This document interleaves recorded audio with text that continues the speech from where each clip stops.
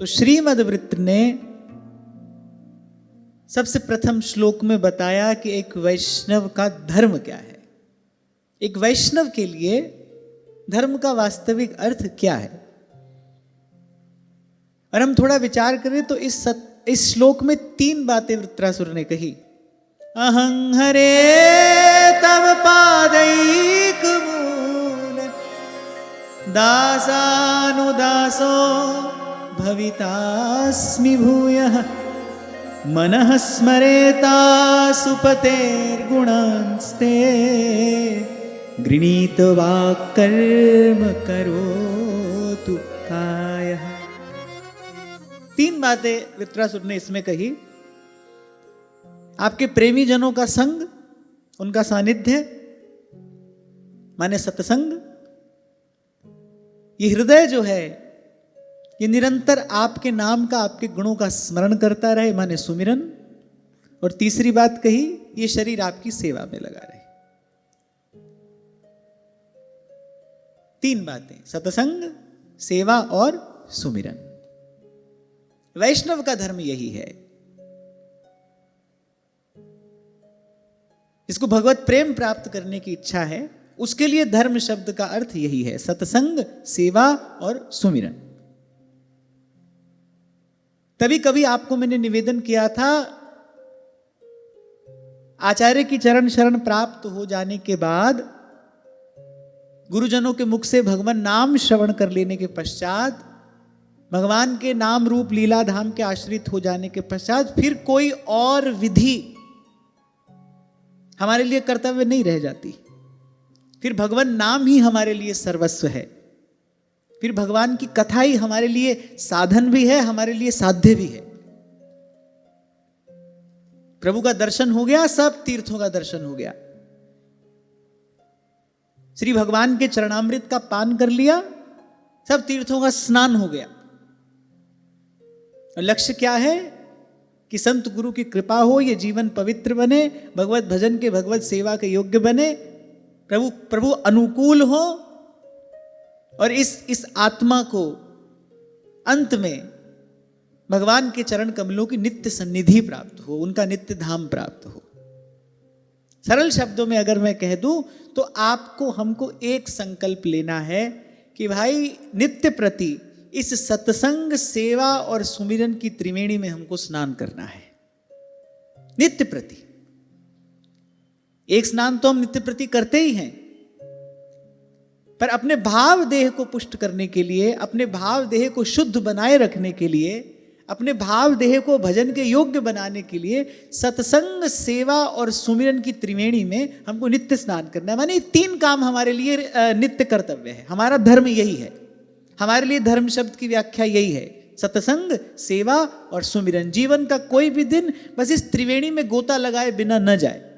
और ये तीनों साधन ऐसे हैं जो किसी भी काल में, किसी भी स्थिति में, किसी भी अवस्था में किए जा सकते हैं। सत्संग का श्रवण कहीं भी करो, कभी भी करो।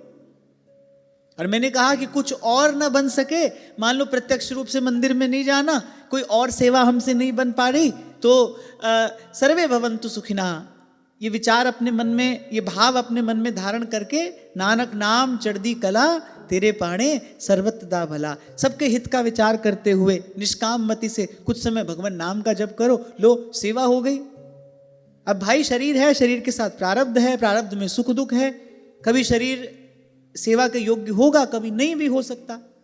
पर हमारा नियम है, हमारा धर्म है, हमारा संकल्प है कि हमको सेवा के बिना नहीं रहना। तो किसी समय जब प्रत्यक्ष शरीर से सेवा न हो पाए तो भी सेवा के बिना नहीं रहना है।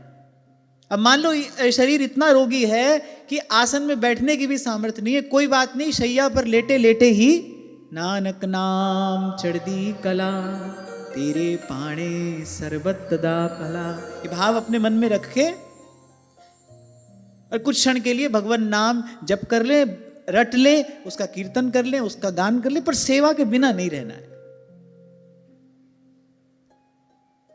आपसे कुछ दिन पहले कहा था ना, एक साधारण व्रत होता है, सुबह उसको धारण किया, शाम को उसका पारण कर लिया। पर हमको इसको जीवन व्रत बनाना है। सत्संग, सेवा और सुमिरन की त्रिवेणी में नित्य गोता लगाएंगे। बस यही हमारा नियम है, यही हमारे लिए धर्म की व्याख्या है। वृत्रासुर ने प्रथम श्लोक में यही कहा, हे प्रभु आपकी कृपा हो, आपके प्रेमी भक्तों का संग मिले, मन आपके नाम और आपके गुण का सुमिरन करता रहे और इस शरीर से सेवा बन जाए। सत्संग, सेवा और सुमिरन। और ये धर्मानुष्ठान किस लिए है? ये किस अर्थ के लिए कर रहे हो? किस अर्थ की प्राप्ति के लिए कर रहे हो? न नाक पृष्ठम न च पारमेष्ठम न सार्वभौमं न रसाधिपत्यम न योग सिद्धिर पुनर्भवं वा समंजसत्वा विरहय्य काक्षे। अच्छा, बड़ा सुंदर संबोधन यहां वृत्रासुर दे रहा है। करे सर्व सौभाग्य निधे, आपसे ना तो हम स्वर्ग का राज्य चाहते हैं, ना मुझे ब्रह्मपद की कोई इच्छा है। इस पृथ्वी का एक छत्र सम्राट भी मुझे नहीं बनना, और सब प्रकार के भोग विलासों से परिपूर्ण उस रसातल का आधिपत्य भी मैं नहीं चाहता। ना मुझे योग की किसी सिद्धि की आवश्यकता है, और ना ही मैं मोक्ष चाहता हूं। अब इसके अतिरिक्त रह कौन गया? मेरे प्रभु केवल आप रह गए। आपसे आपको चाहते हैं, और आप मिले न मिले, पर इतनी कृपा तो हम पर कर ही दीजिए कि इस प्रकार सतत निरंतर आपको ही चाहते रहें। और कल यहीं पर मैंने चर्चा को विराम दिया था कि वस्तुतः इस चाह की प्राप्ति हो जाना, कांटे से ही कांटा निकाला जाता है ना। अब संसार की चाह का वो कांटा गड़ गया है भीतर, वो कांटा भीतर गड़ गया है, उसको निकालने के लिए दूसरा कांटा चाहिए। तो हे प्रभु बस सतत निरंतर आपको चाहें। मन में है बसी बस चाह यही, प्रिय नाम तुम्हारा उचारा करूं, बिठला के तुम्हें मन मंदिर में, मनमोहन रूप निहारा करूं। और आप सत्य माने, ये अभिलाषा ही मन को मंदिर बना देती है। मन को मंदिर बनाने की सामग्री क्या है? ये चाह, ये इच्छा, ये अभिलाषा ही मन को मंदिर बनाने की सामग्री है। मंदिर बनाना हो तो ईंट पत्थर चाहिए ना। क्या जोड़ जोड़ के मंदिर बनता है? ईंट पत्थर जोड़ के भवन बनता है मंदिर का। ऐसे मन को मंदिर बनाना हो तो ऐसे एक एक चाह, एक एक इच्छा, भगवत परक चाह, भगवत परक इच्छा, सतत आपका ही नाम रटूं। राधा नाम सुधारसम रसयितुम जिह्वास्तु में विह्वला, पादौ तत्पदकांकिता सुचरताम वृंदाटवीवीथिषु, तत्कर्मैव करः करोतु हृदयं तस्याः पदं ध्यायता, तद्भावोत्सवतः परं भवतु मेतत् प्राणनाथे रति। कोई बात नहीं, हमको इच्छा से मुक्त नहीं होना है। खूब इच्छा उठे, लेकिन वो सब इच्छा युगल की सेवा की हो, सेवा से संबंधित इच्छा हो। लाल जी के मन में अनंत अनंत इच्छाएं उठती हैं श्री जी की सेवा की। एक साथ उनके मन में अनेक अनेक इच्छाएं उद्भूत होती हैं। अब भाई वो अनंत हैं, उनकी इच्छाएं भी अनंत हैं। स्वामी जी अपनी वाणी में कहते हैं, श्री केलीमाल जी में, कह रहे बहुत मूर्ति मेरी चौर ढुरावत को बीरी खवावत। यहां एक प्रकार से गुप्त रूप से श्री स्वामी जी ने संकेत कर दिया है। हमारे यहां सहचरी को कहा जाता है इच्छा शक्ति। लाल जी की इच्छा और श्री प्रिया जी के चरणारविंद की वो जो प्रेम धारा है, प्रेम के देश में वही शक्ति है। और वैसे भी प्रेम से बड़ा कोई बल नहीं है, प्रेम से बड़ी कोई शक्ति नहीं है। जो उस अजन्मा को जन्म लेने पर विवश कर दे, उस प्रेम से बड़ी क्या शक्ति होगी। हरि व्यापक सर्वत्र समाना, प्रेम ते प्रगट होई में जाना। जो अजन्मा है, जो अवांग मनस गोचर है, मन वाणी की सीमा से परे है, बुद्धि जहां तक नहीं जाती, जो अलख है उसको आंख देखती है। ये कान, भक्तों के कान उनके शब्द श्रवण करते हैं। ये सब किसकी महिमा है? प्रेम की महिमा है। तो प्रेम से बड़ा कोई बल, कोई शक्ति है भी नहीं। तो सहचरी क्या है? इच्छा शक्ति है। लाल जी की इच्छा और प्रिया जी की शक्ति। तो लाल जी के मन में अनंत इच्छाएं उद्भूत होती हैं। तो सहचरी क्या है? लाल जी की इच्छा मूर्ति है। लाल जी की इच्छा से सहचरी के वपु का निर्माण होता है और प्रिया जी उस पर कृपा दृष्टिपात करती हैं, क्योंकि लाल जी का मनोरथ पूर्ण करने वाली प्रिया जी हैं। प्रिया जी कृपा दृष्टिपात करती हैं, उस वपु में प्राणों का संचार हो जाता है। तो ऐसे हमको इच्छा समाप्त नहीं करनी। खूब इच्छा हो, फिर वो ठाकुर जी को सुख पहुंचाने के लिए हो। अनेक अनेक इच्छाएं हो, उनका स्वागत है। और यहां रसिकों के मन में अनेक अनेक अभिलाषाएं रही हैं। कब ऐसा हो, कब वैसा हो, कब आपके कपोलों पर पत्रावली रचना करूं, कब आपका केश बंधन करूं, कब आपके चरण संवाहन करूं, कब कब सुंदर सज्जा का निर्माण करूं। ऐसे अनेक अनेक अभिलाषाएं उनके मन में हैं। तो अपने को अपना मन मारना नहीं है। हमको तो मन को प्रभु के योग्य बनाना है। एक मार्ग में मनोनिग्रह किया जाता है। एक मार्ग वो भी है, वहां पर मनोनिग्रह किया जाता है, पर हमको मन को योग्य बनाना है प्रभु के। तो ऐसा नहीं कि हम कुछ नहीं चाहते प्रभु, हम भी चाहते हैं, पर न नाक पृष्ठम, न स्वर्ग चाहते हैं, ब्रह्म पद भी नहीं चाहते। इस पृथ्वी का सम्राट बनने की भी कोई इच्छा नहीं है, और पाताल का आधिपत्य भी मैं नहीं चाहता हूं। अणिमादि सिद्धियों की भी मुझे कोई लालसा नहीं है। अरे और तो और मैं इस संस्कृति से मुक्त भी नहीं होना चाहता। इस संस्कृति से मुक्त भी नहीं होना चाहता। जन्म जन्म रति राम पद, यह वरदान न आन। बार बार हमारा जन्म हो। श्री तुकाराम जी महाराज अपने एक अभंग में कहते हैं, बोले हे पंढरीनाथ, यदि आप मुझे एक वचन दे दें कि मुझे हर जन्म में आपके प्रेमी भक्तों के संग मिलकर आपके नाम गुण का कीर्तन करने का सौभाग्य मिलेगा, तो मैं एक बार नहीं बार बार जननी के गर्भ में आने को प्रस्तुत हूं। क्यों? क्योंकि हमने आपकी कृपा से, आपके प्यारे संतों की कृपा से ये अनुभव कर लिया है, जो सुख है सत्संग में सो वैकुंठ न हो। केवल आपको चाहते हैं, और आप मिले न मिले, आपको मिलने के लिए हम बाध्य नहीं करते। हे प्रभु, हम आपको मिलने के लिए बाध्य नहीं करते, बस आपको चाहते रहें। इतनी कृपा आप हम पर कर दीजिए। ये इच्छा हमारे मन में सतत बनी रहे, अभिलाषा बनी रहे। श्री कृष्ण के प्राकट्य के पहले, ठीक पहले क्या घटना घटती है उस दिव्य रास मंडल पे? कृष्ण दर्शन लालसा रुरुदुहु सुस्वरम राजन। कृष्ण दर्शन लालसा।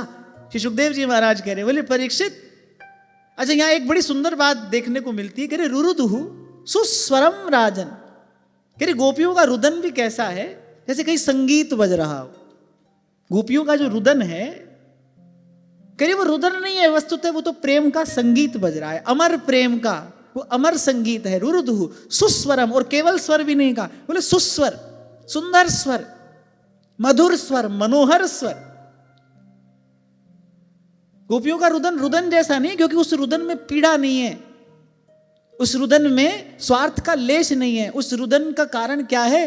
कृष्ण दर्शन लालसा। और बस जैसे ही ये श्लोक कहा, अगला श्लोक श्री सुखदेव जी महाराज कह रहे हैं, तासाम आविर्भूत छौरी स्मयमान मुखाम्बुजः पीतांबरधरः सृग्वी साक्षान् मन्मथः। एक बार किसी ने, एक साधक ने यहीं पर प्रश्न किया था ना, कि आप कहते हैं किसी भी प्रकार की कामना ना हो, तो क्या भजन की इच्छा भी इच्छा है? क्या सेवा की इच्छा भी इच्छा है?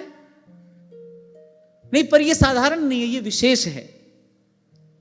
अन्य अभिलाषिता शून्यम, प्रभु से अतिरिक्त कोई और कामना न रहे, कोई और इच्छा न रहे। भाई मान लो, इस बात को स्वीकार कर लो, आपकी इच्छा ही आपके दुख का कारण है।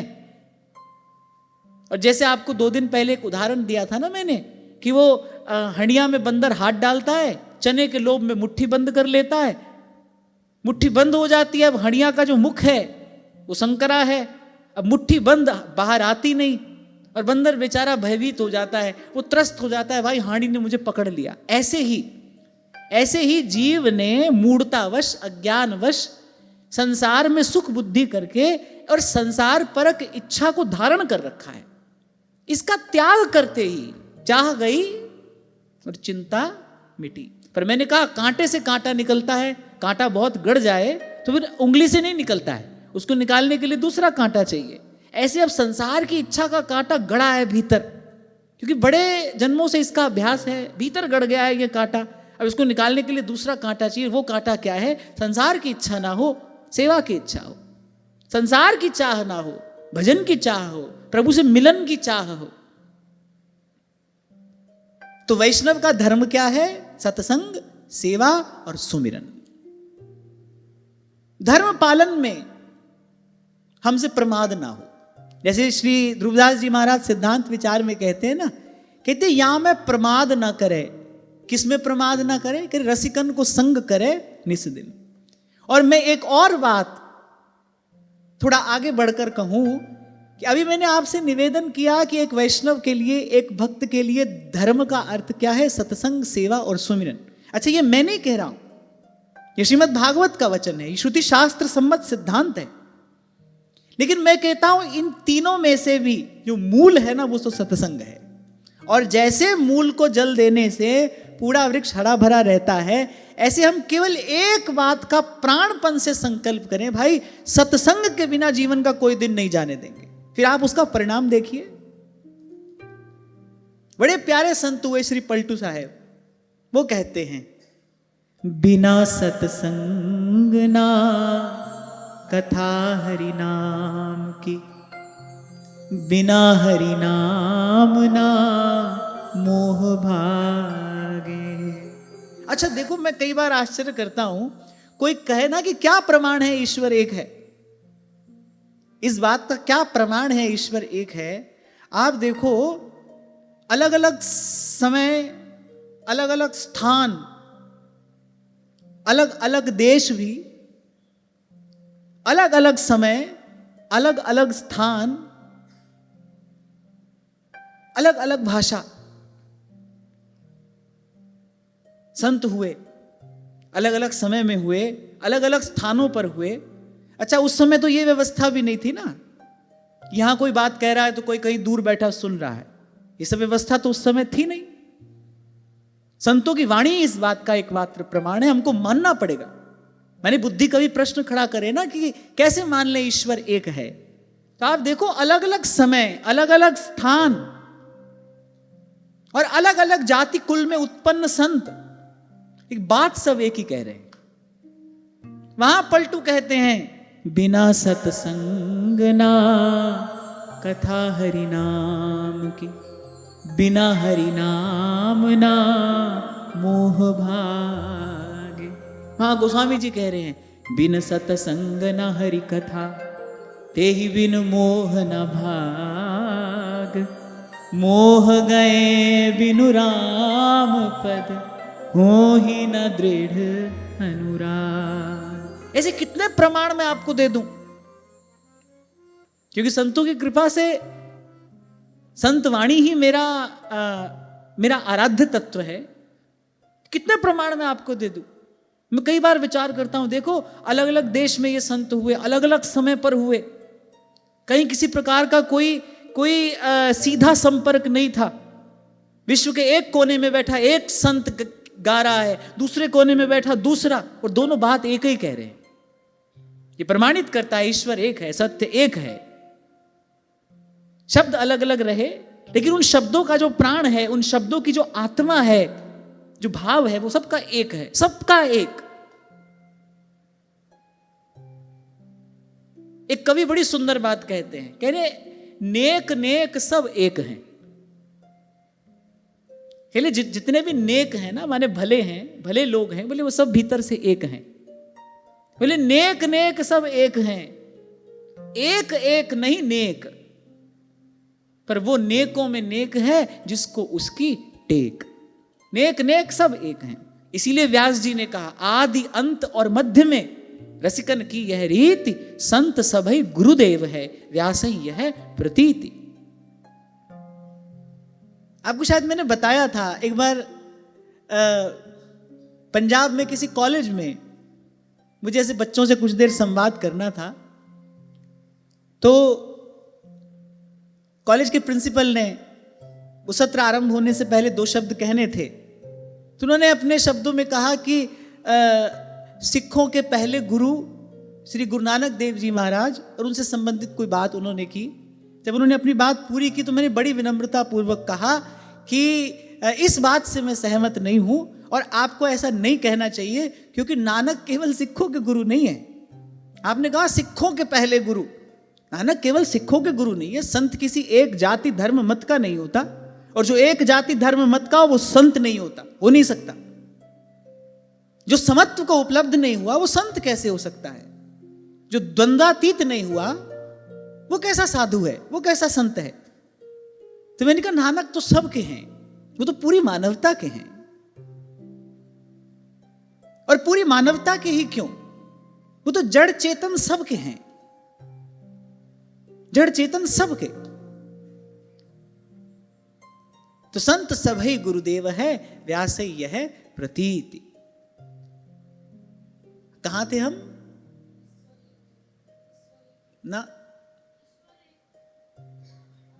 कहां थे? बिना सत्संग ना कथा हरि नाम की। और मैं कह रहा था कि सब संत एक ही बात कह रहे हैं, या पलटू साहब कह रहे हैं बिना सत्संग ना कथा हरि नाम की, और बिना हरि नाम नहीं मोह भागे, मोह भागे बिना मुक्ति नहीं होएगी, मुक्ति बिन नहीं अनुराग जागे, बिना अनुराग के भक्ति नहीं होएगी, बिना भक्ति प्रेम उर नहीं लागे, प्रेम बिना राम नहीं, राम बिना संत नहीं, पलटू सत्संग वरदान मांगे। एक ठाकुर जी से ये बात मांग लो बस, पद सरोज अनपायनी भक्ति सदा सत्संग। बस सत्संग रूपी इस मूल का आपके द्वारा नित्य सिंचन होता रहा तो आप देखना ये साधन का वृक्ष सदा हरा भरा रहेगा, इसकी छांव में बैठ के आपको सुख मिलेगा, और इस पर एक दिन भगवत प्रेम का फल अवश्य आएगा। पहले तो हमारा धर्म क्या है, सत्संग सेवा और सुमिरन, पर इसमें भी सत्संग मूल है। सत्संग का सेवन यदि नियम से नहीं हुआ तो सेवा भाव भी शिथिल पड़ जाएगा और सुमिरन में भी बाधा उपस्थित होगी। सेवा और सुमिरन को निरंतर बनाए रखने के लिए सतत सत्संग आवश्यक है। इसलिए मैंने कहा यह मूल है, इसका सिंचन नित्य हो। और ये साधन किस लिए करना है? अन्याभिलाषिता शून्यम, आपके अतिरिक्त कुछ और नहीं चाहते। जैसे ही मन में प्रभु से अतिरिक्त कोई और इच्छा, कोई और वासना उदय हो तो साधक हो तो सावधान रहना। और मैंने कहा था जो सावधान है वही साधक है। तो जब प्रभु से अतिरिक्त कोई और इच्छा, कोई और वासना उदय हो, और होगी, किसान बीज कुछ डालता है, उसके साथ साथ कुछ और भी हो जाता है, खरपतवार कहते हैं उसको, समय रहते उसको हटाना पड़ता है। तो साधन करोगे तो कुछ अनुचित, कुछ अवांछित वो भी आएगा, आ जाएगा। आपको सावधान रहना पड़ेगा। बी माइंडफुल, बी केयरफुल, अपना ध्यान रखना पड़ेगा इसमें। तो जब प्रभु से अतिरिक्त कोई और इच्छा, कोई और वासना उदय हो जाए, सावधान हो जाओ। भाई ये विपत्ति का कारण उपस्थित हो गया है, इसका तुरंत निवारण करना होगा। जैसे कोई व्यक्ति अपने स्वास्थ्य को लेकर बड़ा सजग सावधान रहता हो, तो शरीर में कुछ भी ऐसे ऊंची नीची कुछ घटना घट जाए, जरा सा शरीर अस्वस्थ हो जाए, तो वो तुरंत उसकी संभाल करता है। जो स्वास्थ्य के प्रति सजग लोग होते हैं, मैंने देखा, बड़ी संभाल करते हैं। वो कुछ भी हो जाए तो वो तुरंत तत्पर हो जाते हैं रोग के निवारण में। तो ऐसे ही साधक सावधान रहे। संसार की किसी इच्छा वासना का उदय हो जाए, और मैंने कहा होगा, अवश्य होगा, हम इससे बच नहीं सकते, पर तत्काल उसके निवारण में लग जाए। और उसके निवारण की विधि क्या है? फिर सत्संग, सेवा और सुमिरन। औषधि तो यही है। जितने भी क्लेश हैं सबकी निवृत्ति भगवान के भजन से ही होती है भाई। मैं हूं, आप हूं, जो हो गए, जो होंगे, ये सार्वभौमिक सिद्धांत है, इसमें कोई किंतु परंतु नहीं है। सब क्लेशों की निवृत्ति भगवान के भजन से होती है। निज अनुभव अब कहूं खगेसा, बिनु हरि भजन न जाहि कलेसा। तो हमारा धर्म है सत्संग, सेवा और सुमिरन। और जब मैंने कहा ना सेवा, तो मंदिर में केवल श्री ठाकुर जी के विग्रह की सेवा नहीं, सबकी सेवा। सेवक कौन है? मैं सेवक सचराचर रूप स्वामी भगवान। सबकी सेवा, जितनी अपने हाथ से बन जाए, जो हमारी सामर्थ्य में है। मैं एक बात और आपसे कहूं, जैसे जब कोई बहुत परिश्रम करता है तो तेज भूख लगती है। तेज भूख लगती है तो भोजन अच्छा पचता है। भोजन अच्छा पचेगा तो उसके पोषक तत्व जो हैं वो शरीर को अधिक मिलेंगे, शरीर स्वस्थ रहेगा। माने शरीर को स्वस्थ बनाए रखने के लिए क्या आवश्यक है? परिश्रम आवश्यक है। ऐसे ही आपके पास आज जो सामर्थ्य है आप उसको सेवा में लगाओ। आप परिश्रम करो, पुरुषार्थ करो, जो सामर्थ्य प्रभु ने आपको दी है आप उसको सेवा में लगाओ। आप देखोगे धीरे धीरे आपके मन का स्वास्थ्य भी बढ़ेगा और आपके अंतर की सामर्थ्य भी बढ़ेगी। क्योंकि कभी कभी क्या होता है ना, हम सेवा को भी अपनी संकीर्ण विचारधारा से, सेवा जैसी उदात्त भावना को हम बांध देते हैं।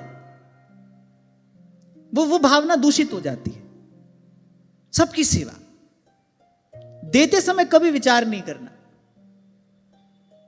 जब अवसर मिले, जहां अवसर मिले, जैसा अवसर मिले, सेवा कर दीजिए। तो सत्संग, सेवा और सुमिरन ये हमारा धर्म है।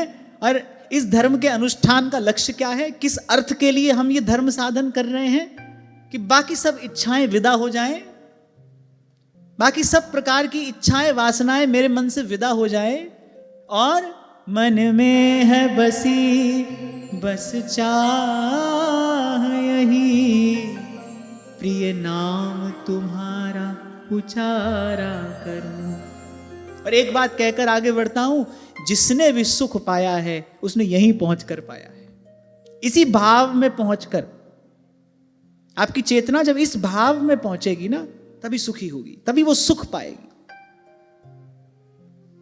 प्रभु को चाहें।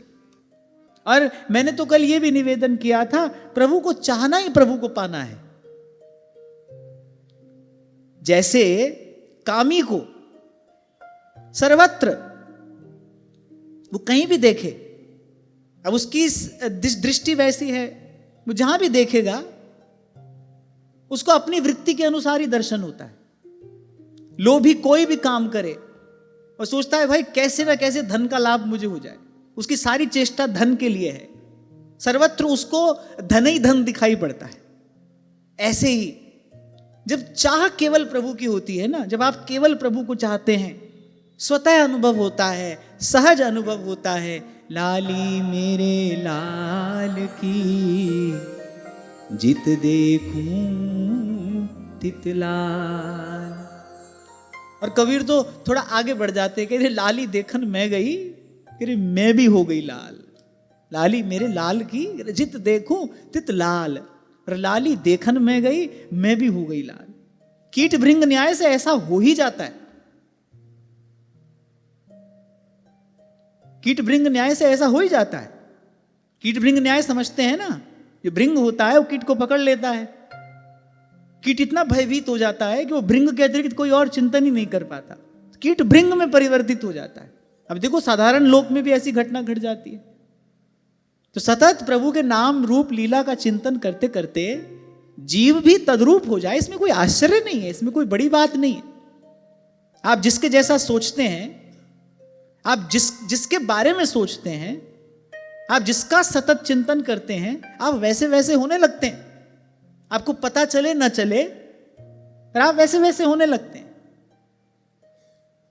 तो केवल आपको चाहें प्रभु।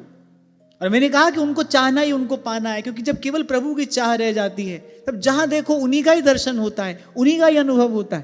और यही तो भगवत प्राप्ति है, यही परम पद है। यहां पर पहुंचकर फिर इस द्वंद में लौटना नहीं होता। तो ये हुआ धर्म और ये हुआ अर्थ। अब एक वैष्णव के लिए काम नामक पुरुषार्थ का अर्थ क्या है? तीसरे श्लोक में वृत्रासुर बताता है, अजात पक्षा इव मातरं खगाः स्तन्यं यथा वत्सतराः क्षुधार्ताः प्रियं प्रियेव व्युषितं विषण्णा मनोरविन्दाक्ष दिदृक्षते त्वाम्।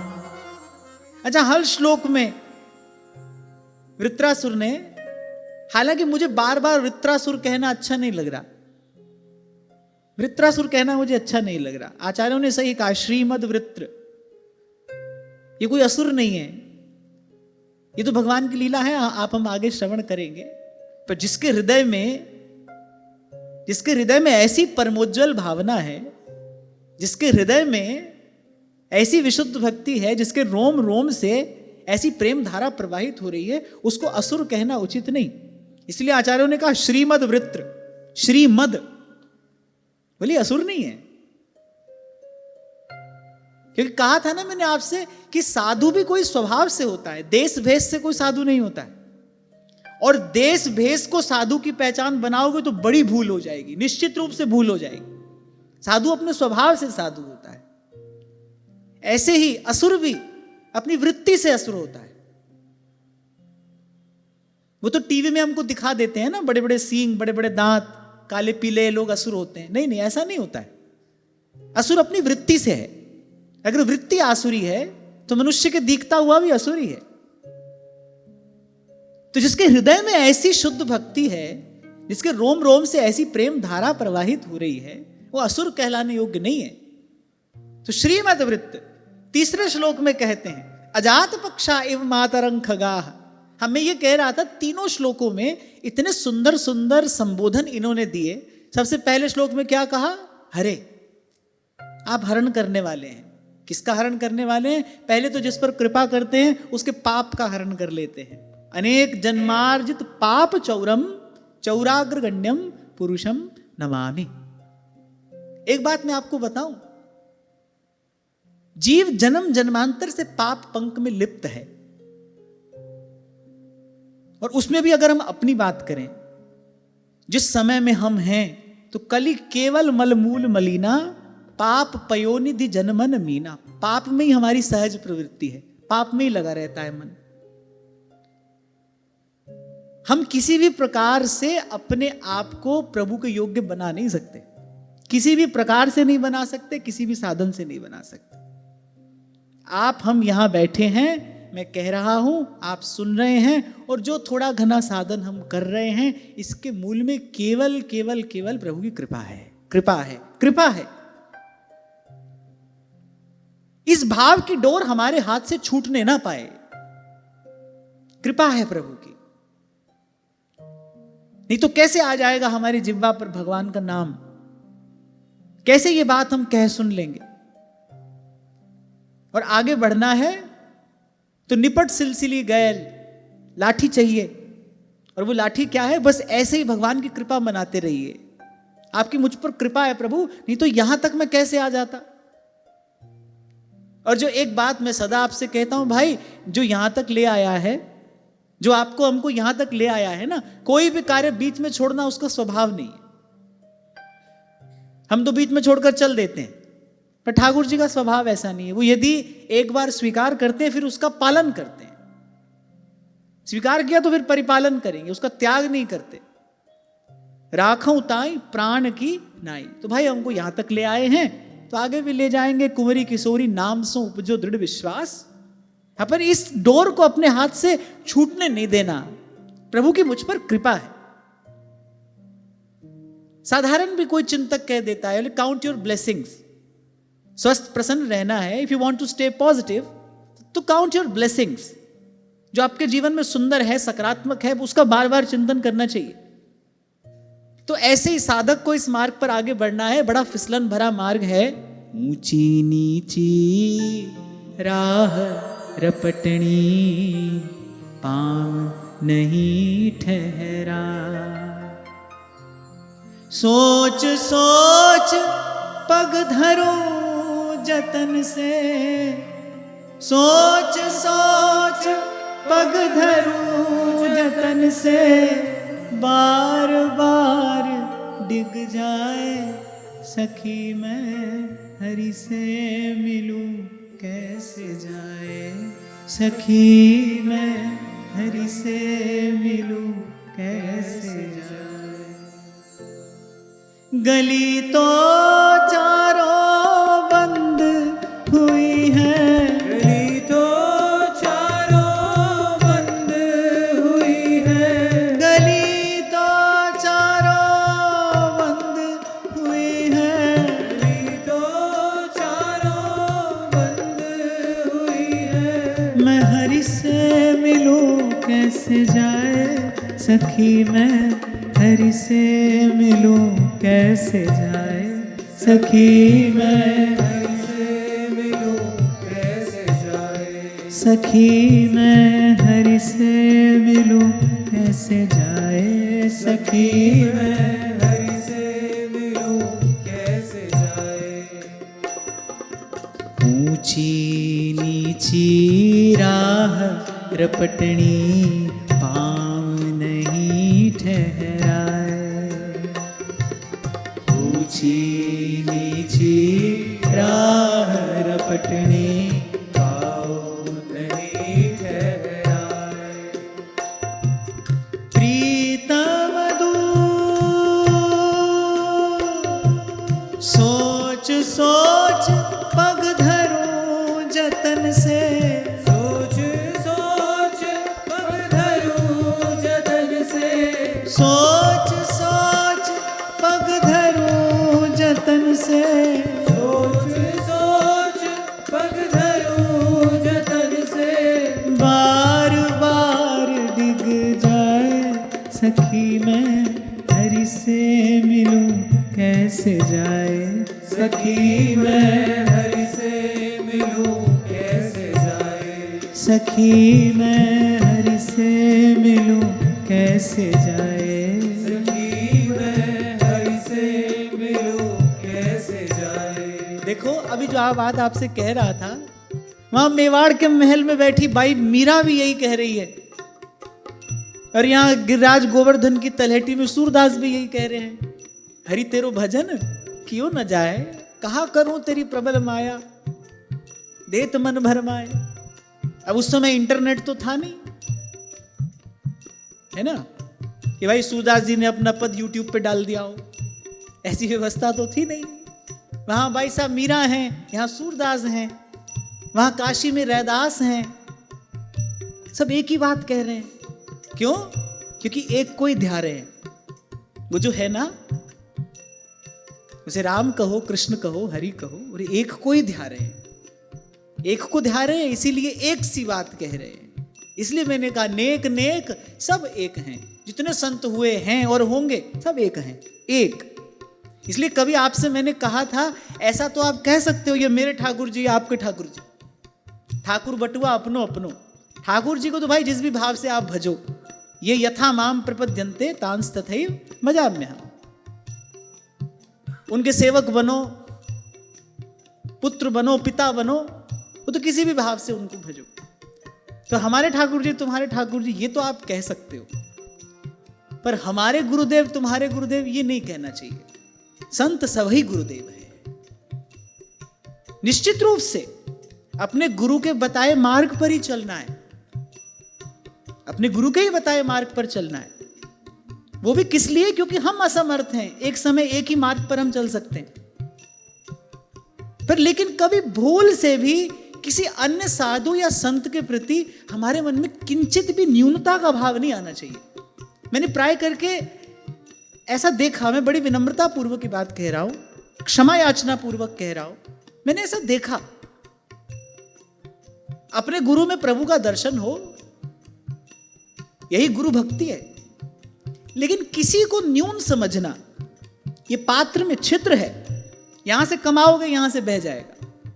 भूलना नहीं, संत सभई गुरुदेव है। और मैं तो भाई यहां तक आया तो सब संतों से प्रसाद पाता हुआ आया, आज भी प्रभु की कृपा से पा रहा हूं, और प्रभु मुझ पर कृपा रखें।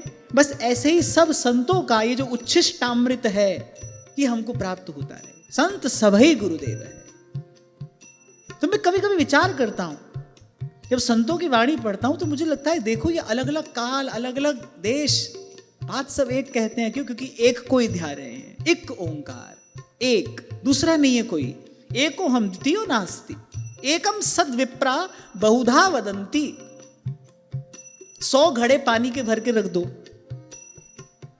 खुले आकाश के नीचे, मध्याह्न का सूर्य हो तो आप देखो 100 घड़ों में सूर्य का प्रतिबिंब पड़ेगा ना, लेकिन सूर्य 100 तो नहीं हो गए ना, सूर्य तो एक है। ऐसे ही वो एक है। और बड़े आश्चर्य की बात है, उसको ध्याने वाला भी एक हो जाता है, सारे अस्तित्व से एक हो जाता है, सारे अस्तित्व से एक। इसीलिए कहते हैं सर्वे भवन्तु सुखिनः सर्वे सन्तु निरामया। वो सारे अस्तित्व से एक हो गए। कहीं भी कोई दुखी है तो हम ही दुखी हैं, कहीं भी कोई पीड़ित है तो हम ही पीड़ित हैं। तो इस डोर को अपने हाथ से छूटने नहीं देना। ऊंची नीची राह रपटनी।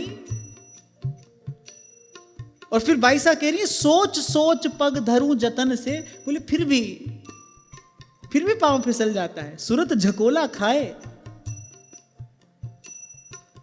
प्रीतम दूर पंथ मारा झीना। प्रीतम दूर पंथ मारा झीना। प्रियतम दूर है और रास्ता ऐसा है, माने देर तक चलना है। और एक बार किसी ने किसी से पूछा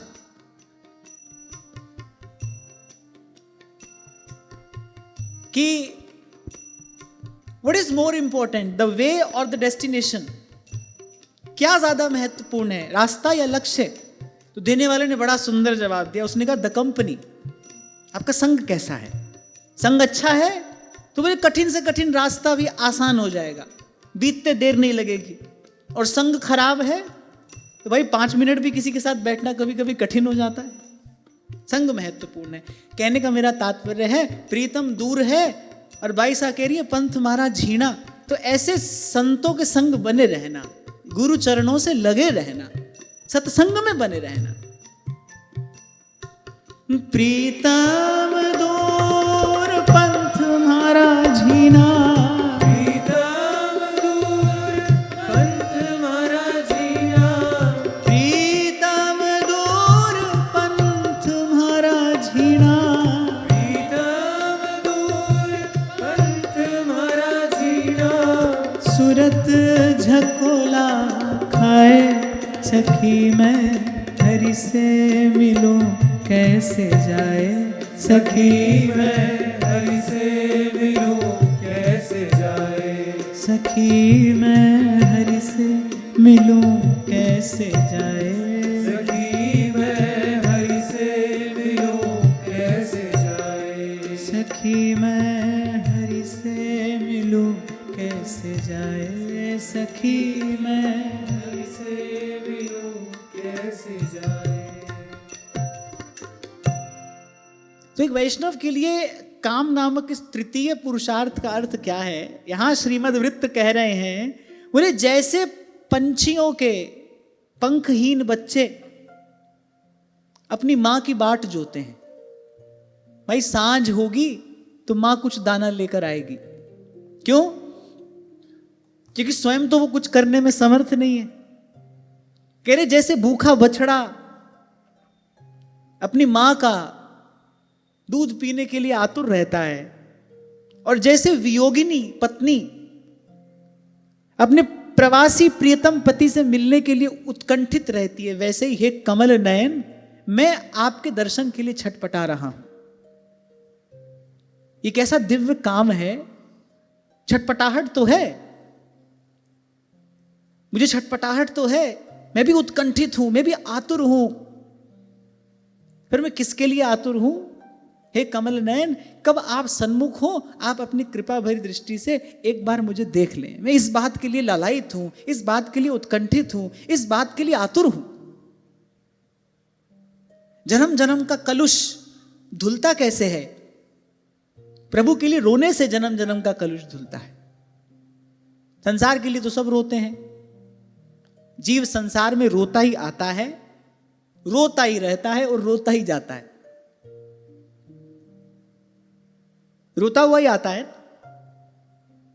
आप भी सब रोए थे, हम सब रोए थे, फिर यहां भी रोता रहता है, रोता ही रहता है। रोना कभी समाप्त नहीं होता।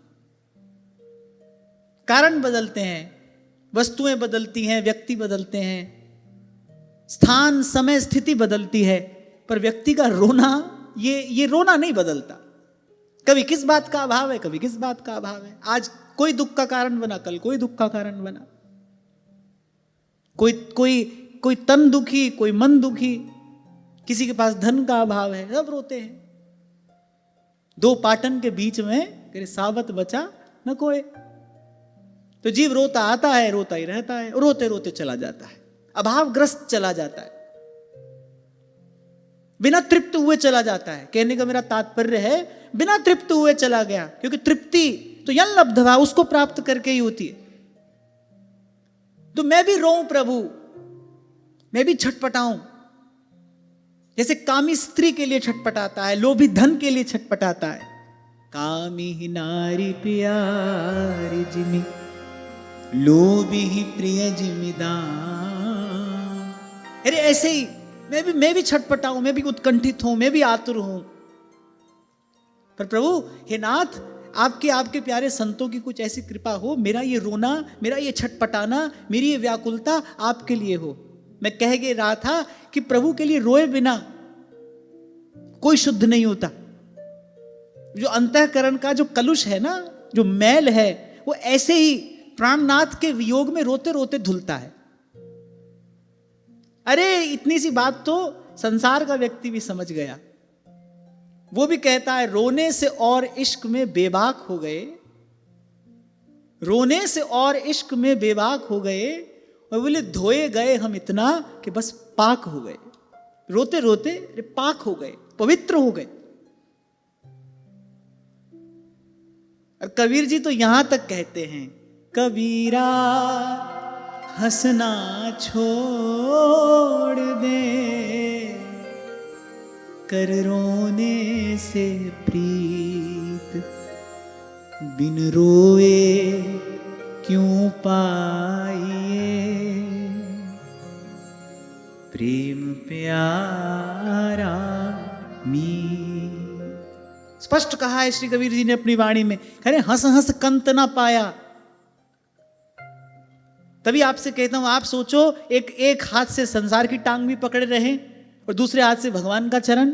आजकल लोग इसी को बैलेंस बनाना कहते हैं। पहले हम बहुत बैलेंस बनाकर चलते हैं, सत्संग भी करते हैं, पार्टी में भी जाते हैं, हम सत्संग भी सुनते हैं, तीर्थ में भी जाते हैं, हम पार्टी भी करते हैं। हमने बैलेंस बनाया है। ये कहाँ लिखा है, किस किताब में लिखा है? आपकी किताब में लिखा है। किताब लिखने वाले भी आप हो, पढ़ने वाले भी आप हो, प्रश्न पत्र बनाने वाले भी आप हो, उसमें उत्तर लिखने वाले भी आप हो, अपने आप को अंक देने वाले भी आप हो। तस्मात् शास्त्रम प्रमाणम ते कार्याकार्य व्यवस्थितौ। यही तो दुख की बात है। शास्त्र और संत गुरुजनों के वचनों से हमारी श्रद्धा उठ गई, इसलिए ऐसा मतिभ्रम जीवन में उपस्थित हुआ है। भूला भटका सा ये जीवन। तो कह रहे हंस हंस कंत ना पाया, और जिन पाया तिन रोए, हंसी खेले पीऊ मिले, कौन दुहागण हो। हाँ, पर एक बात है, इस रोने में जो सुख है, इस रोने में जो आनंद है, वो गोपियों से जाकर पूछो। उद्धव अश्रु पोंछने ही आए थे। बहुत रोली तुम, किसके लिए रो रही हो? वो जो घटघटवासी है, वो जो अंतर्यामी है, वो जो सदा सर्वदा समान रूप से व्याप्त है, उसके लिए रोने का क्या प्रयोजन? गोपियों ने कहा, ये सब सुनाकर हमारा रोना बंद मत करा, हमारे ये अश्रु बड़े मूल्यवान हैं। और जैसे कोई अपनी उपलब्धि गाकर सुनाता है, ऐसे गोपी कहती है, निस दिन बरसत नैन हमारे, सदा रहत पावस ऋतु हम पर, सदा रहत पावस ऋतु हम पर, जब से श्याम सिधारे, निस दिन बरसत नैन हमारे। तो पहली बात, पहला उदाहरण श्रीमद् वृत्र क्या दे रहे हैं? बोले जैसे पंछी अपनी मां की बाट जोते हैं, ऐसे बस मुझे आपकी कृपा, आपके अनुग्रह की आशा रहे, मैं आपकी प्रतीक्षा करूं। बने तो रघुवर पे बने, और बिगड़े तो भरपूर, और जो रघुवर को ना रुचे वह बनवे में धूर। मैंने पहली बात, आशा एक राम जी से, दूजी आशा छोड़ दे।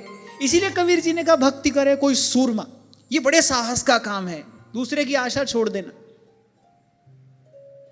प्रभु हैं, मेरी संभाल कर रहे हैं, पल पल मेरे संगी हैं, मेरे साथी हैं, इस बात पर विश्वास करके अपने लिए कोई संग्रह न करना, अपने लिए कुछ बचा कर न रखना, अपनी व्यवस्था अपने हाथ में न लेना, भाई किसी शूरवीर का काम है। कहने वाला जीवन भर कहता रह जाता है हमारी तरह, सुनने वाला सुनता रह जाता है, ऐसा हो कहां पाता है? अपने लिए संग्रह ना करे, अपने लिए संचय ना करे, क्योंकि मेरी संभाल तो भगवान कर रहे हैं। प्रभु के होते मुझे संग्रह करने की आवश्यकता क्या है? प्रभु हैं, और जाको मीत साजन है समिया, तिस जन को काहे की कमियां। पर कामी क्रोधी लालची इन पर भक्ति ना होए, भक्ति करे कोई सूरमा, जात बरन कुल खोए।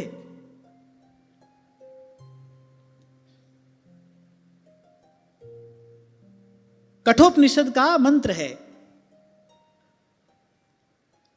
ऋषि कहते हैं, कह रहे अस्तित्वेवोपलब्धव्य तत्व भावेन चोभयो, अस्तित्वेवोपलब्धस्य तत्व भाव प्रसीदति। बोले सबसे पहला कार्य जो करने का है वो तो ये कि इस बात में सुदृढ़ विश्वास करें कि प्रभु हैं।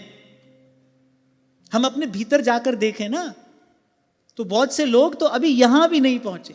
इस बात पर सुदृढ़ विश्वास हो जाए कि प्रभु हैं, उसके अस्तित्व में विश्वास हो जाना। भाई पहली बात तो यही ना कि वो है, अब वो है तो उसका कुछ स्वरूप स्वभाव भी होगा। अब स्वरूप स्वभाव सब शास्त्र पुराणों में कहा गया है, फिर पहले इस बात का भरोसा तो हो कि वो है। हमारी करनी हमारी रहनी देखकर तो नहीं लगता प्रभु है। अगर है फिर किस बात का भय है, किस बात की चिंता है?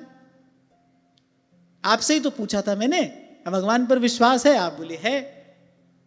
भय भी लगता है, चिंता भी होती है? हाँ बोले ये भी होता है। अब दोनों बातें एक साथ कैसे हो सकती हैं? सूर्य उदय हो जाए और अंधेरा भी रहे, दोनों बातें एक साथ कैसे होंगी? भगवान पर विश्वास भी है आप कहते हो, और भय भी है, चिंता भी है, कल क्या होगा, किंतु परंतु भी है जीवन में। ऐसा ना होकर वैसा हो जाता तो ज्यादा अच्छा होता, हमारे लिए ये स्थिति अधिक अनुकूल होती। ये कैसा विश्वास है भाई?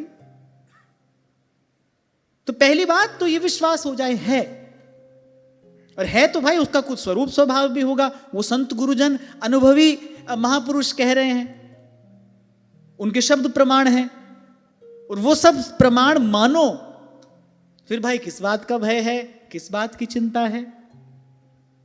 वो तो बिना मांगे देने वाले हैं। विभीषण तो ये सोच रहे थे कि पता नहीं मुझे स्वीकार भी करेंगे कि नहीं करेंगे। अच्छा, श्री रघुनाथ जी ने देखो, शील निधान भगवान है, मर्यादा पुरुषोत्तम है। सुग्रीव जी पास खड़े थे, तो वो कपिराज हैं, उन्हीं की सेना साथ में लेकर भगवान आए हैं युद्ध करने। तो उन्होंने सुग्रीव जी से पूछा कि विभीषण के साथ कैसा व्यवहार करना चाहिए। सुग्रीव जी ने तो यही कहा, बोले प्रभु देख लो शत्रु पक्ष का है, कहीं हमारे बल की था लेने आया हो, कहीं रावण का गुप्तचर ही क्यों ना हो। श्री रघुनाथ जी मुस्कुराए। श्री रघुनाथ जी ने कहा चलो सुग्रीव जी ने जो कहा वो हमारे हित का विचार करते हुए कहा है।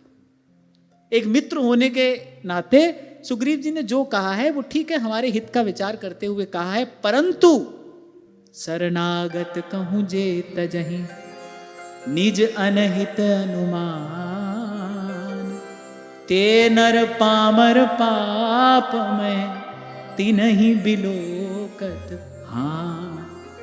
श्री रघुनाथ जी ने कहा मान लो आपकी बात सत्य भी हो ना, तो भी विभीषण जी ये कहते हुए आए हैं श्री रामचंद्रम शरणम प्रपद्ये, हे प्रभु मैं आपकी शरण में आया हूं और शरणागत कहूं जे तजहि निज अनहित अनुमान, तेनर पामर पापमय तिनहि बिलोकत हान। भाई मेरी शरण में आया है, इसका त्याग मैं नहीं कर सकता। तो विभीषण जी तो ये सोचकर आए थे पता नहीं मुझे स्वीकार भी करेंगे कि नहीं, कैसा व्यवहार मेरे साथ किया जाएगा। और जैसे ही श्री विभीषण जी सन्मुख आए, शील निधान श्री रघुनाथ जी कह रहे हैं आइए लंकेश। वो तो ऐसी कोई भावना लेकर आए नहीं थे, उनको तो लगा कोने में थोड़ी जगह मिल जाए, हम तो इसी में धन्य हो जाएंगे। और अभय पद दे, और केवल लंका का राज मात्र नहीं दिया, कहा लंका अचल राज तुम करहु। अभय पद दे विभीषण को किया लंकेश, पल भर में जिनका भजन कर रहे हो उनका स्वभाव तो ऐसा है, फिर किस लिए भयभीत हो रहे हो, किस लिए चिंता कर रहे हो। और थोड़ी सी बुद्धि लगाओ, जहां नहीं लगानी चाहिए वहां तो खूब व्यक्ति लगाता, थोड़ी यहां लगाओ। आपके भय और चिंता करने से क्या कभी परिस्थिति बदली है? आप बताओ। आपके भयभीत होने से या आपके चिंताग्रस्त होने से क्या कभी परिस्थिति बदली है? इसलिए संत कहते हैं फिक्र करे सो बावरा, जिक्र करे सो साध। जिक्र माने उसकी चर्चा करो। फिक्र करे सो बावरा, जिक्र करे सो साध। सुमिरन से सुख होता है, सुमिरन से दुख जाए। उठ फरीदा जिक्र कर, फिक्र करेगा आप। जिसके चिंता करने से कुछ बदले वो चिंता करे। अर्जुन सोए हैं, भीष्म पितामह ने प्रतिज्ञा ली कल एक को मारूंगा, और वो एक अर्जुन के अतिरिक्त कोई नहीं होगा, सब जानते हैं। अर्जुन आकर सो गए, थके थे, युद्ध किया था दिन भर। द्वारिकाधीश ने जाकर जगाया, बोले तुमको तनिक भी चिंता नहीं है? बोले प्रभु मेरी चिंता ना करने के दो कारण हैं।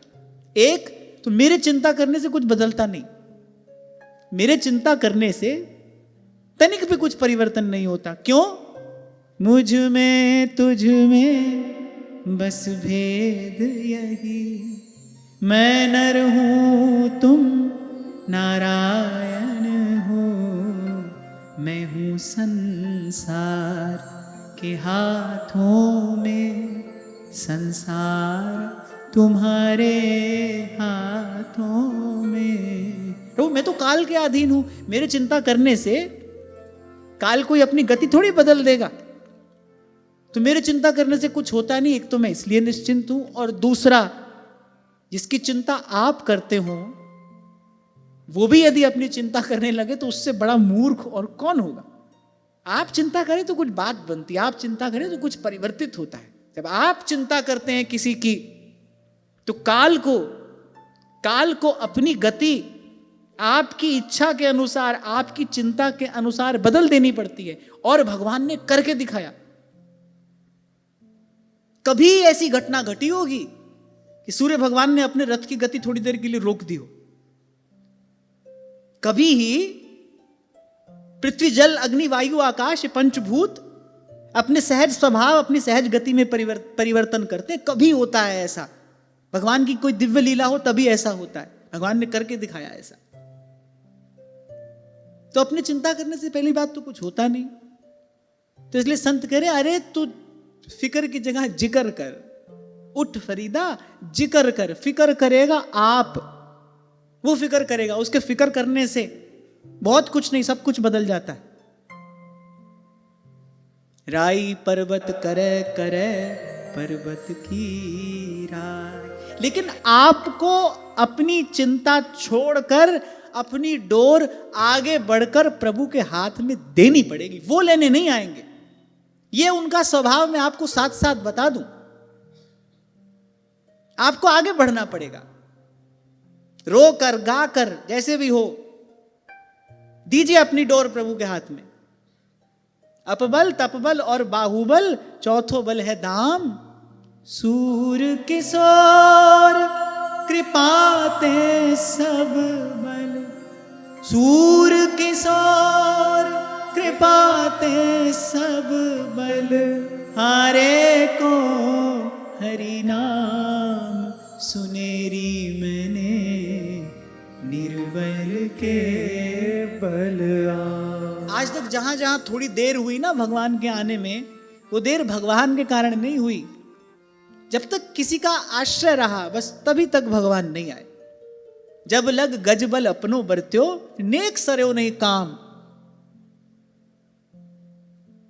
निर्बल है बलराम पुकारे, आए आधे नाम सुनेरी मैंने निर्बल के बलराम, सुनेरी मैंने निर्बल के बलराम। तो कहा अजात पक्षा इव मातरं खगाः। बोले जैसे पक्षियों के पंखहीन बच्चे, पंखहीन माने सर्व साधन शून्य, हिलडुल भी नहीं सकते। भूख लगी है पर क्या करें, जब तक माँ शाम को आएगी नहीं अपने चोंच में दाना लेकर और अपनी चोंच से दाना हमारे मुख में डालेगी नहीं, तब तक हमारे पास तो कोई साधन कोई विकल्प है नहीं। करे इस प्रकार सर्वतो भावेन भगवान पर आश्रित, और इस जीवन युद्ध में विजय मिले उसके लिए यही युक्ति है, सर्वतो भावेन भगवान पर आश्रित। अपनी ओर से तो दुर्योधन ने सब युक्तियां लड़ा ली, नारायणी सेना अपनी ओर कर ली, छल कपट करके बड़े बड़े योद्धा अपनी ओर कर लिए, साम दाम दंड भेद दिखाकर एक बार तो उसने सबको अपनी ओर कर ही लिया। युक्ति में तो कोई कसर नहीं थी, शकुनी जैसा व्यक्ति उसके साथ था, युक्ति में तो कोई कसर नहीं रही। और यहां दूसरी ओर पांडव, वो सर्वतो भावेन बस भगवान पर आश्रित है। जो ये कह दें वही सही है, जो इन्होंने कहा है वही धर्म है, वही उचित है। हमारे लिए जय पराजय का कोई अर्थ नहीं है, बस श्री कृष्ण हमारे पक्ष में रहे, बस ये हमारे साथ हो, ये हमारे साथ हो। तो अजात पक्षा इव मातरं खगाः। और जैसे अगला उदाहरण, बोले जैसे भूखे बछड़े अपनी मां की बाट जोते रहते हैं, कब मां आएगी और अपनी वात्सल्य की धारा से मेरा पोषण करेगी, ऐसे ही हे नाथ, हे सर्व सौभाग्य निधे, हे हरे, मैं भी इस प्रकार केवल आप पर ही आश्रित हूं। न मेरा कोई और सहारा है, न मेरे लिए कोई और व्यवस्था है, सर्वतो भावेन आप पर आश्रित हूं। अरे प्रेम के मार्ग पर रोना बहुत बड़ा साधन है। भाव में भरकर रो दीजिए भगवान के चरण पकड़कर, देखो भगवान सुनते हैं कि नहीं, देखो वहां से उत्तर आता है कि नहीं, देखो आपको इस क्रिया की प्रतिक्रिया तत्काल प्राप्त होती है कि नहीं होती। पर जीव का बड़ा दुर्भाग्य है, अनेक अनेक कारणों से, अनेक अनेक स्वार्थ पूरित कारणों से जीवन भर रोता है, पर जिनके लिए रोने से ये रोना सदा सदा के लिए मिट जाए, जो एक एक अश्रु का मोल चुका है, उसके लिए नहीं रोता है। संसार के लिए व्यक्ति रोता है, खूब रोता है, प्रभु के लिए नहीं रोता है। एक बार प्रभु के चरण पकड़कर, प्रभु के चरणों से लिपट कर कहो अपने मन की पीड़ा, अपने मन की व्यथा उनसे, देखो वो सुनते हैं कि नहीं, देखो वो उत्तर देते हैं कि नहीं। पर शर्त है, एक शर्त है, किसी का आश्रय ना हो, सतत सत्संग करो, विवेक जगेगा। और जब विवेक जगेगा आप देखोगे ये किसी अन्य का आश्रय ही आज तक मेरे दुख का, मेरी पीड़ा का कारण रहा है। ये किसी अन्य का आश्रय, मन से भी कभी इस बात का विचार ना हो। अपने तो भाई प्रभु ही हैं, बने तो रघुवर पे बने, जो बनेगा उनकी कृपा से बनेगा। जैसे 2 दिन पहले उन डॉक्टर महोदय ने प्रश्न पूछा कि किस भाव से संसार का भजन करूं। जब अपनी बात हो तो फिर तो भाई ये सब माया है, केवल भगवान मेरे हैं, मेरी व्यवस्था, मेरी डोर प्रभु के हाथ में है, मेरे लिए जो करेंगे प्रभु ही करेंगे। और जब परमार्थ की बात हो तो फिर मैं सेवक सचराचर रूप स्वामी भगवंत, फिर सबको भगवान का रूप मानकर सेवा करनी है। यही युक्ति है। तो कहा जैसे पक्षियों के पंखहीन बच्चे, माने प्रभु मैं सर्व साधनहीन हूं, और जैसे गौवत्स अपनी माता की आतुरता पूर्वक प्रतीक्षा करता है, भूखा है, बाट जो रहा है, ऐसे प्रभु मैं भी आपके मिलन की इच्छा यहां लिए आपकी कृपा की बाट जो रहा हूं, प्रतीक्षा कर रहा हूं। आवन की मन भावन की कहियो रे हरियावन की, कोई कहियो रे हरियावन की, आवन की मन भावन की कहियो रे हरियावन की।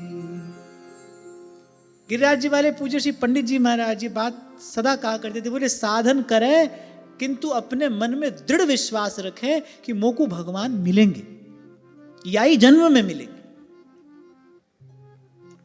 भवानी शंकरो वंदे श्रद्धा विश्वास रूपिणु। क्यों मिलेंगे?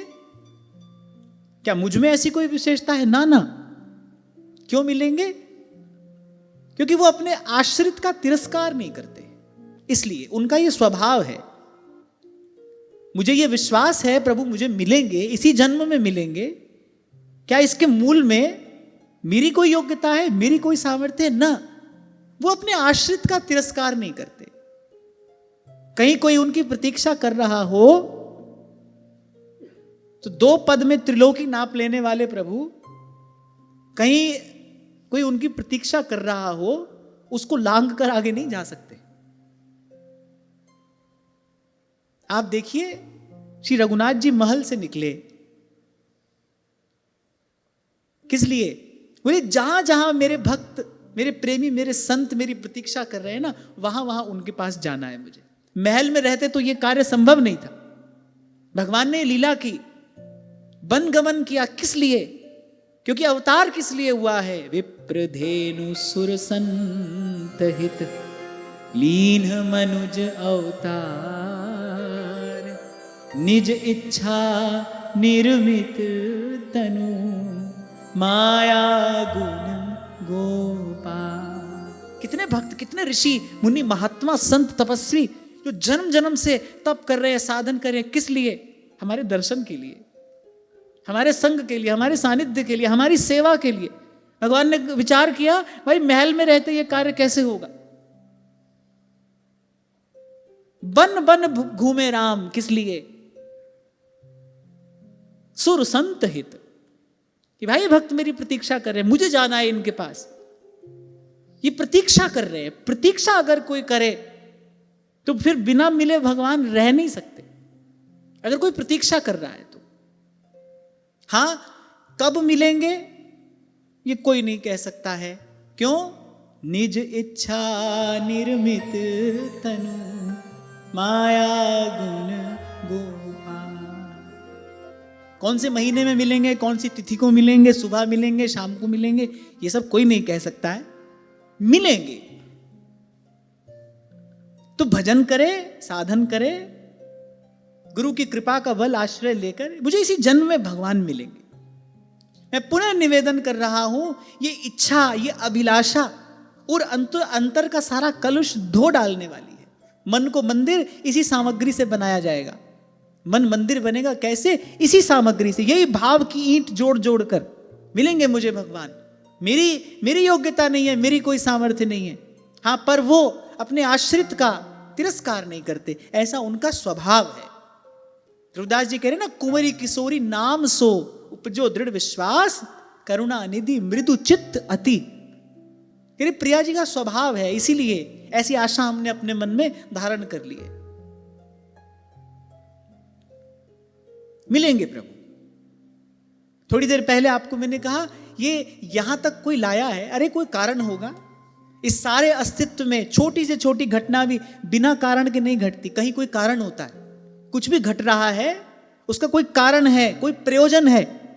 उस क्रिया की कुछ प्रतिक्रिया होने वाली है। ऐसी ये घटना हमारे जीवन में घट रही है, अरे कोई कारण होगा। हाँ, पर जैसे श्री शबरी जी रोज मार्ग बुहारती है ना, ऐसे हमको भी मार्ग बुहारते रहना है। जिस मार्ग से प्रभु को आना है वो मार्ग हम बुहारते रहें।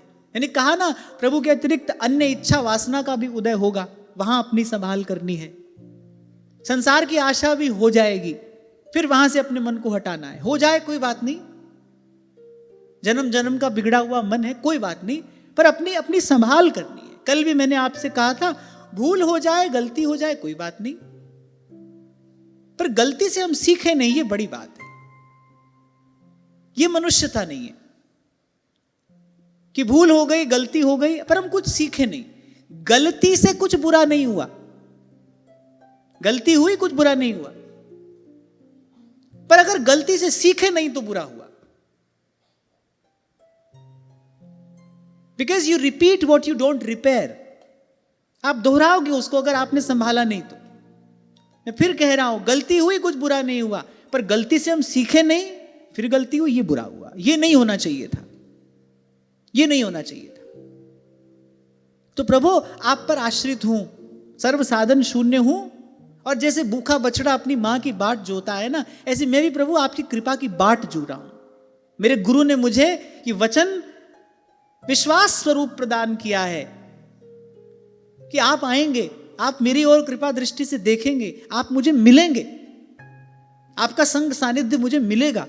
और हर युग हर काल में आप निकले हैं, कभी अपने महल से निकले हैं, फिर कभी वृंदावन का वो प्रेम साम्राज्य छोड़कर श्री कृष्ण निकले। किस लिए? भक्तों के लिए निकले। बहुत थे ऐसे जो प्रतीक्षा कर रहे थे। प्रेम राज्य में जिनका प्रवेश नहीं था, कुछ ऐसे भी थे कुब्जा के जैसे, प्रेम के राज्य में जिनका प्रवेश नहीं है, माने वृंदावन वो प्रवेश नहीं कर सकते, पर वो भगवान है, वो तो सबके हैं। कोई सुभाव वाला हो उसके भी हैं, कोई कुभाव वाला हो उनको उसका भी उद्धार करना है, और कोई बेचारा अभावग्रस्त हो तो उसकी पूर्ति भी उनको अपने स्वभाव से करनी है। उसके लिए निकले। हर युग हर काल में आप निकले हैं, आप पहुंचे हैं भक्तों के पास। आप तक कोई कैसे पहुंचेगा? आप पहुंचते हैं, पर किसके पास? जो सब साधन, सब आश्रय छोड़कर आपकी प्रतीक्षा कर रहा है, आपकी बाट जो रहा है। ऐसे प्रभु अजात पक्षा इव मातरं खगा स्तन्यं यथा वत्सतराः क्षुधार्ता प्रियं प्रियेव व्युषितं विषण्णा मनोरविंदाक्ष दिदृक्षते त्वां। और तीसरा उदाहरण श्रीमद् वृत्र देते हैं कि जैसे वियोगिनी पत्नी अपने प्रवासी प्रियतम पति से मिलने के लिए उत्कंठित रहती है, वैसे ही कमल नयन मैं भी आपके दर्शन के लिए छटपटा रहा हूं। मैंने वो बालकों की संभाल भी करती है, घर का सब कार्य भी करती है, लेकिन मन का तार जुड़ा है कहीं और। सतत चिंतन हो रहा है परदेश गए पति का, कब उनका दर्शन होगा। ऐसे ही मैं भी प्रभु संसार में हूं, प्रारब्ध भोग रहा हूं, मैं भी संसार में पड़ा हूं, प्रारब्ध भोग रहा हूं, अपने हिस्से आए सब काम भी कर रहा हूं। यहां एक बात मुझे कहनी है, यहां गूढ़ार्थ निहित है। तीसरा उदाहरण ये दिया। पहला अजात पक्षा इव मातरं खगा, पहला क्यों मिले आप मुझसे प्रभु? क्यों? क्योंकि मैं सर्व साधन शून्य हूं, मैं निर्बल हूं, और निर्बल के बल आप हैं, निर्धन के धन आप हैं। दूसरा, मेरा कोई और आश्रय नहीं है, मैं केवल आप पर आश्रित हूं, सर्व साधन शून्य हूं, केवल आप पर आश्रित हूं। और तीसरा, प्रारब्धवशात जो मेरे हिस्से आया है अपने कर्तव्य कर्म का पालन कर रहा हूं, पर आप जानते हैं अंतर्यामी, अंत में चाहता मैं केवल आपको ही हूं। मैं सब कार्य कर रहा हूं, अपने सब संबंधों का, सब दायित्वों का निर्वाह कर रहा हूं, पर मैं चाहता केवल आपको हूं। तो पति परदेश गया है तो पत्नी भाई बालकों का पोषण भी करती है, घर की संभाल भी करती है, लेकिन उसके मन का एक तार सतत निरंतर जुड़ा है, उसकी आंख लगी है दरवाजे पर, उसकी आंख जो है वो द्वार पर है। एक एक श्वास उसकी प्रतीक्षा रूपी यज्ञ की आहुति बन रही है।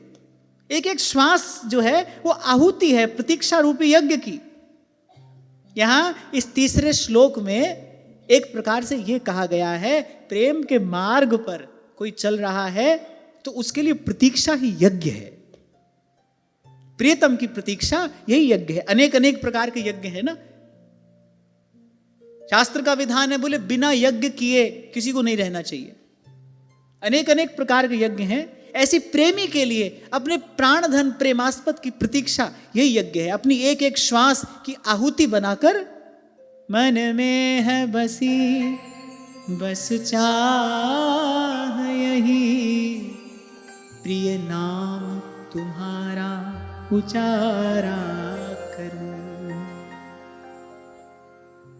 एक एक श्वास की आहुति बनाकर और ये प्रतीक्षा रूपी यज्ञ संपन्न करे। और जैसे हर यज्ञ के विश्राम में, पहले तो देवता स्वयं प्रकट होते थे, पर अब भी कोई भाव से करे तो प्रत्येक क्रिया का परिणाम तो आता है, कुछ फल तो मिलता है। इस प्रतीक्षा रूपी यज्ञ का जो फल है, जो प्रसाद है, वो प्रियतम से मिलन है। अच्छा, एक और बात, प्रेम के मार्ग पर प्रतीक्षा के अतिरिक्त और कोई साधन भी नहीं है। क्या करोगे, क्या करोगे? क्योंकि बाकी सब साधन तो पहले ही छोड़ दिए। दूराद पास्य स्वजनान सुखमर्थ कोटिंग सर्वेषु साधन वरेषु चिरम निराशः। आचार्य चरण कह रहे हैं, आज्ञा है इस मार्ग पर यदि चलना है तो ये सब पहले ही छोड़ देना। तो साधन तो कोई है नहीं, केवल प्रभु आपकी प्रतीक्षा कर रहे हैं, आस लगी है, आपकी बाट जो रहे हैं। संत गुरु के वचनों में हमको श्रद्धा है, विश्वास है, वही हमारा बल बना हुआ है। अनुकूल प्रतिकूल अनेक परिस्थितियां आती हैं, मैं भी जीव हूं प्रभु, प्रारब्धवशात संसार में पड़ा हूं, सुख दुख भोग रहा हूं। जो सुख दुख लगी रहे देह सो, मिट जाई अरुलोक बड़ा। संगत साधु वृंदावन कानन, तुब गुण गानन मांझ विहाई। छवि कंज चरण तिहारे बसो, देहु यह ध्रुव को ध्रुवता। और यहां संबोधन दिया भगवान को, हे कमल नयन, मैंने यहां इच्छा क्या है, मेरा काम क्या है, मुझे कौन सी कामना है, कौन सी कामना मेरे हृदय को मथ रही है। अच्छा, काम का यही कार्य है, वो हृदय को मथ देता है, मथ डालता है। वो संसार के विषय में अगर आसक्ति हो जाए तो चैन नहीं पड़ता ना, एक व्याकुलता है, एक बेचैनी घबराहट बनी रहती है। ये काम का स्वभाव है। तो प्रभु, मैं भी छटपटा रहा हूं, मैं भी व्यथित हूं, आतुर हूं, उत्कंठित हूं। हां, पर जैसे मेरा काम दिव्य है, ऐसे ही काम से होने वाले जो परिणाम है वो भी यहां दिव्य हैं। मेरी इस छटपटाहट में, इस आतुरता में, इस उत्कंठा में बड़ी अद्भुत सुखानुभूति है। पर प्राणनाथ, हे कमल नयन, नागरिया की सुधरेगी जब अखियां इतही ढरेंगी। जब आप कृपापूर्ण दृष्टि से मेरी ओर देखेंगे, ये कमल के समान आपके नयन, हे अरविंदाक्ष, हे कमल नयन, ये कमल के समान जो आपके नयन, कब मेरी ओर देखेंगे? कब आप प्रेम सुधा मकरंद का निर्झर बहाएंगे? कब मुझ दीनहीन को अपनाएंगे? कब मुझे स्वीकार करेंगे? कब मुझे अंगीकार करेंगे? क्यों? क्योंकि मैं तो आपको ही पाकर तृप्त होऊंगा। बाकी सब सुख तो मैंने जन्म जन्म अनेक बार भोगे, अनेक बार। जो भी आज भोग रहे हो, अरे इससे पहले पता नहीं कितनी बार भोगा है। अगर इसको भोगने से ही तृप्ति हो जाती तो अब तक हो जाती। जितने भी भोग आज हम भोग रहे हैं, ये भोग हमने एक बार नहीं, अनेकों बार भोगे हैं। इनसे तृप्ति होती तो हो जाती। यही बात मैं अभी कह रहा था, गलती हो जाना बुरी बात नहीं भाई, पर गलती से न सीखना ये बुरी बात है, ये नहीं करना चाहिए। अब हमको सत्संग मिला है, हमको विचार करना चाहिए कि इस दौड़ से अगर कहीं तृप्ति होती, कहीं इस दौड़ का विश्राम होता, इस प्रपंच का कहीं अंत होता, तो अब तक हो गया होता, पर है नहीं। बुद्धिमानी यही है, ये इसको यथावत छोड़कर इसको सुधारने संवारने का भी प्रयास नहीं करना। व्यक्ति यही भूल करता है, वो कहता है सारी व्यवस्था कर दूं परिवार की, फिर जाकर भजन करूंगा। मैं सारे परिवार की व्यवस्था कर दूं, फिर जाकर भजन करूंगा। हमारे बाबा कहते थे, बोले भगवान ही अपने परिवार की व्यवस्था नहीं कर पाए, ये भगवान का इतना बड़ा परिवार है, बोले वही आज तक इसकी व्यवस्था नहीं कर पाए, सब असंतोष में है, गिने चुने व्यक्ति संतोषी होते हैं, बोले वही नहीं कर पाए, तुम क्या करोगे। इसको जहां का तहां जैसा का तैसा छोड़कर अपने कर्तव्य का पालन करना है, उसमें कमी नहीं आनी चाहिए। पर हमारे करने से कुछ सुधर जाए, कुछ बन जाए, कुछ सवर जाए, ये सब व्यर्थ का चिंतन नहीं करना। प्रभु की इच्छा से जो है वो भी सुंदर है, प्रभु की इच्छा से जो हुआ वो भी अच्छा ही हुआ, और जो होगा वो भी मंगलमय ही होगा। इस बात में विश्वास रखते हुए अपने हिस्से का काम करना है। तो हे प्रभु, कब आप मेरी ओर देखेंगे, हे कमल नयन कब मेरी ओर दृष्टिपात करेंगे, और अपने कमलवत उन नयनों से प्रेम का अमृत मकरंद बहाकर कब मुझे तृप्त करेंगे, कब मुझे कृतार्थ करेंगे। क्यों? क्योंकि मैं जानता हूं प्रभु, तृप्ति तो आपकी कृपा दृष्टि पा लेने पर ही होती है। हमारी हरि तुम ही सो सुधरेगी, तुम ही सो सुधरेगी। बहुत जन्म हम जन्म बिगारे, अब हो बिगर परेगी। नागरिया की सुधरेगी, जब अखियाँ इतही धरेगी। हमारी हरि तुम ही सो सुधरेगी, तुम ही सो सुधरेगी। तो आज की चर्चा यहीं श्री जी के चरणों में निवेदन करते, महाराज श्री के चरणों में प्रणाम। आप सबके हृदय स्थित प्रभु को, भाव प्रभु को नमन।